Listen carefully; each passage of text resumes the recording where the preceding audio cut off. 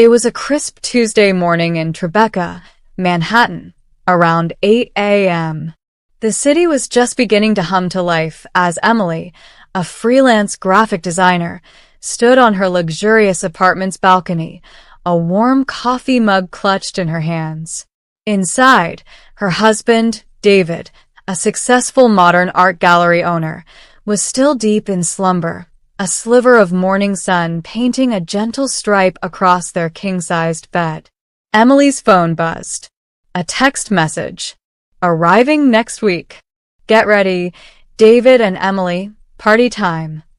It was from Alex, David's old college friend, a hotshot software engineer from Silicon Valley. He hadn't been to New York in years. A smile touched Emily's lips, quickly followed by a faint, almost imperceptible tremor of unease she couldn't quite pinpoint. 5 years of marriage had settled David and Emily into a comfortable rhythm. Their lives, filled with art, design, and the quiet luxury of their city dwelling, felt secure, built on a foundation of deep trust and mutual respect. Alex's visit was supposed to be a joyous disruption, a blast from the past. Yet, the closer his arrival date loomed, the more Emily felt a prickle of intuition, a subtle alarm bell ringing in the quiet corners of her mind. She dismissed it as pre-visit jitters, the anxiety of hosting, but the feeling lingered like a persistent shadow. Alex arrived precisely a week later, looking even more polished and self-assured than Emily remembered. He strode into their apartment, a designer duffel bag slung over his shoulder, instantly enveloping David in a bear hug. "My man! It's been too long," he boomed, his voice echoing slightly in the spacious living room. He turned to Emily, his smile wide and disarming. "Emily, you look fantastic. And this place, David, it's incredible." His eyes swept across the gallery-like living area, lingering a moment too long on Emily before moving on. The initial days were a blur of laughter, shared memories from David and Alex's college days, and indulgent dinners at exclusive downtown restaurants. Alex was an effortless charmer, always ready with a witty remark or an engaging anecdote, making everyone feel at ease. Emily found herself relaxing around him, slowly shedding her initial apprehension. Yet a tiny, almost imperceptible crack remained in her facade of calm. She couldn't shake the feeling that Alex's gaze, whenever it fell upon her, held a peculiar intensity, a flicker of something she couldn't name. It was subtle, easily dismissed as friendly, but it always made the fine hairs on her arms stand up. She told herself it was just her imagination, perhaps an overactive sense of self-awareness. One evening, David was held up late at his gallery with an unexpected art delivery. Emily and Alex were in the living room, engaged in light conversation. Alex smoothly steered the topic to David, reminiscing about their wild college antics, then veered subtly. "You know, Emily, David really hit the jackpot with you," he murmured, his voice dropping slightly, becoming more intimate.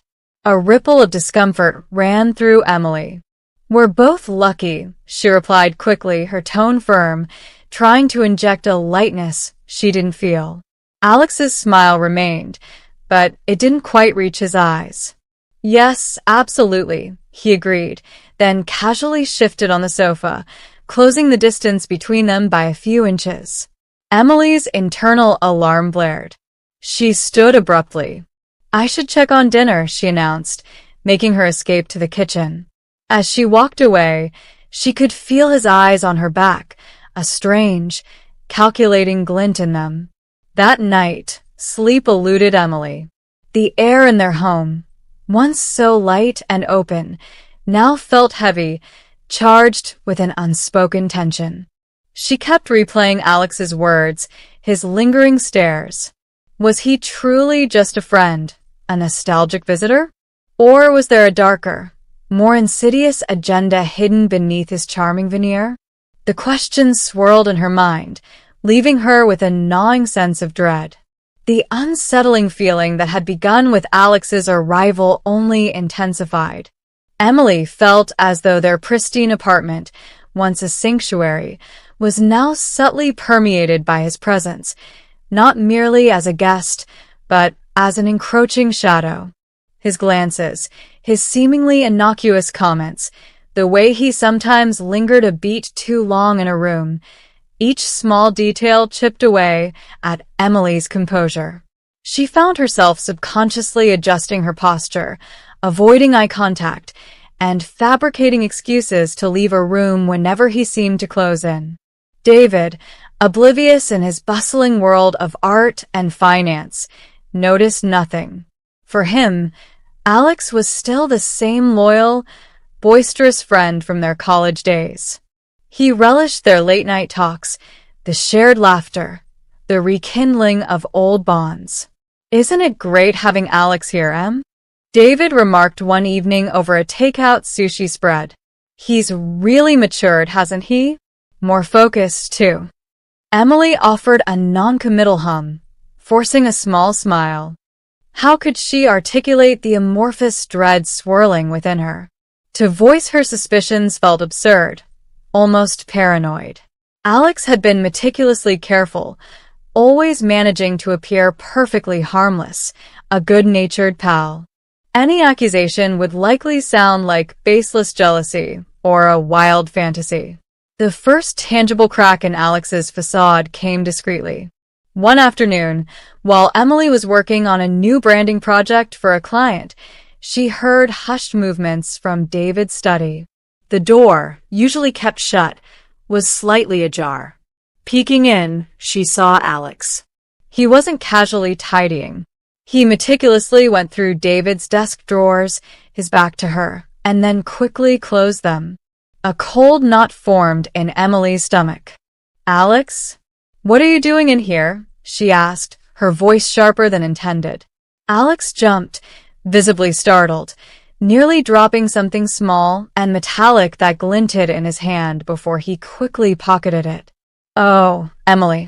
Just looking for a pen. David mentioned he had some good ones."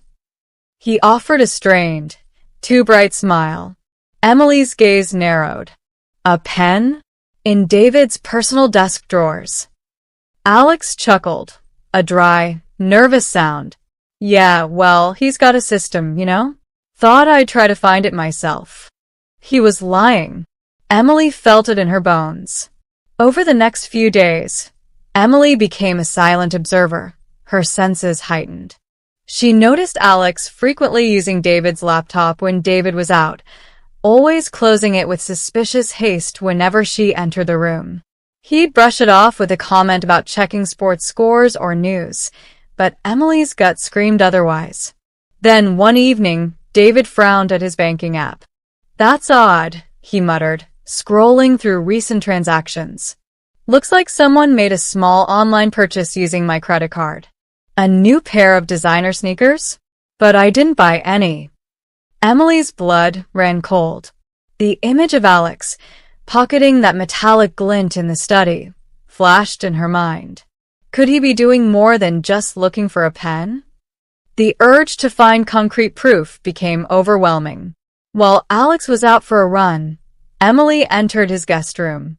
She knew it was a breach of trust, but a far greater one seemed to be unfolding under their roof. She went through his duffel bag, finding nothing incriminating. Then, under his pillow, tucked away, she found a small, leather-bound diary. Her hands trembled as she opened it. The pages were filled with what looked like encrypted notes, rows of numbers, strange symbols, and dates. And, besides several dates, names. Then she saw it. David, followed by a significant monetary value. Her heart hammered against her ribs. What was this? A list of debts? Or something far more sinister? Just as she was frantically flipping through the pages, her eyes caught a small, faded photograph tucked into the very back cover. It showed Alex, younger, laughing, but beside him stood a man whose face was chillingly familiar. It was Mark Jensen, David's former employee from the gallery, the one David had fired months ago for suspected embezzlement. A cold dread washed over Emily. The pieces were starting to click into place, forming a terrifying mosaic. Was Alex connected to Mark? Was this whole visit a meticulously planned trap? The sharp click of the front door echoed through the quiet apartment. Alex was back. Emily shoved the diary back under the pillow, her breath catching in her throat, forcing herself to appear calm. Alex stepped into the room, his eyes instantly meeting hers. He offered a knowing smile. "What are you doing in here, Emily?" "Looking for something." His voice was low, devoid of its usual warmth, and in that moment, Emily felt a chilling certainty that he knew exactly what she had found. The air at the dinner table that night was thick with unspoken tension, at least for Emily. She picked at her food, every fiber of her being attuned to Alex's presence. He sat across from her, seemingly oblivious, recounting a humorous anecdote about a mutual college friend. But Emily saw through the facade. His easy smile, his hearty laughter, they were now just a thin veil over something predatory. She could feel his eyes on her, a probing, silent question. Did she know? What did she know? "You're a bit quiet tonight, David observed, looking at her with concern. "Everything all right?" Emily looked at David, then at Alex, who had paused mid-sentence, his gaze fixed on her. The moment stretched, taut and fragile. Emily knew she couldn't wait any longer. The truth, however unsettling, had to come out. "David," Emily began, her voice steady despite the tremor in her hands beneath the table, "I need to talk to you. Alone." Alex's fork clattered against his plate, the sound jarring in the sudden silence. He slowly lifted his head, his eyes meeting Emily's. The easy charm had vanished, replaced by a cold, calculating stare. "What's wrong, Em?" David asked, his brow furrowed with confusion. "It's about Alex," Emily stated, her voice gaining strength. "I believe he's hiding something from us." "Something serious." Alex let out a short, incredulous laugh, devoid of humor. "What are you even talking about, Emily? What on earth would I hide from you?" His voice was laced with feigned indignation, but Emily saw the tension in his jaw, the slight flicker of fear in his eyes. "You've been using David's laptop when he's not here." Emily pressed on, her gaze unwavering. "And I saw you going through his personal desk drawers. You also made a suspicious purchase on his credit card." David turned to Alex, bewilderment turning into suspicion. "Alex? Is that true?" Alex's composure wavered, but he quickly recovered, forcing a dismissive wave of his hand. "Come on, David. Emily's imagining things. I checked my email on your laptop once. That's it. And the desk. I was just looking for a charger for my phone, and I thought yours might fit." He scoffed. "As for the credit card, that's just absurd." "Is it?" Emily challenged, her voice rising slightly. She reached under the table, her fingers closing around the small leather-bound diary she had retrieved earlier. With a swift movement, she placed it firmly on the polished wood of the dinner table. "And what about this, Alex? What is this?" Alex's face drained of all color. His carefully constructed facade shattered. He stared at the diary as if it were a venomous snake, his eyes wide with a mixture of shock and fury. David picked up the diary, his expression darkening as he saw the rows of coded entries, the names, and then, unmistakably, his own name followed by a large sum of money. "What is this, Alex?" David demanded, his voice low and dangerous, a vein throbbing in his temple. Alex remained silent for a long, agonizing moment, his gaze darting between David's furious face and Emily's defiant one. Then, with a defeated sigh, he slumped back in his chair. "All right," he conceded, his voice barely above a whisper, the fight draining out of him. You got me, he confessed, his voice flat, emotionless. He was part of an elaborate, illegal gambling and investment scam. He and his associates would lure unsuspecting, wealthy individuals, promising lucrative returns on investments in shell companies, only to funnel the money into offshore accounts for their own gain.